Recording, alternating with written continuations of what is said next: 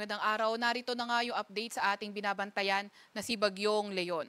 Narito nga yung latest satellite image ni Leon. May kita natin na ngayon ay humina na si Leon at ngayon ay nasa may typhoon category na lamang. Itong si Leon, mostly apektado ang northern Luzon area pero yung kanyang trough or extension, posible pa rin magdala ng mga paulan sa may Luzon area. And then tingnan naman natin itong posibleng maging track ni Leon.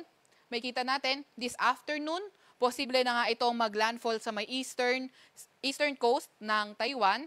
And then, papalayo na sa ating landmass sa extreme northern Luzon area at posibleng lumabas na ating Philippine Area of Responsibility tonight or tomorrow early morning. Pero, gayon pa man, may nakataas pa rin tayong signal number 3 sa may Batanes area.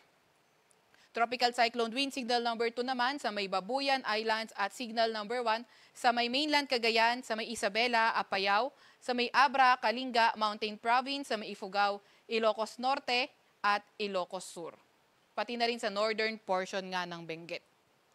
Naglabas din tayo as of 11 a.m. ng weather advisory para kay Leon. So inaasahan natin heavy to intense rain sa may Batanes area. Samantalang moderate to heavy 50 to 100 millimeters na pag-ulan sa may Babuyan Islands, Ilocos Norte, Ilocos Sur, Benguet, sa may La Union, Pangasinan, Zambales, Bataan, Occidental Mindoro at sa may Calamian Islands.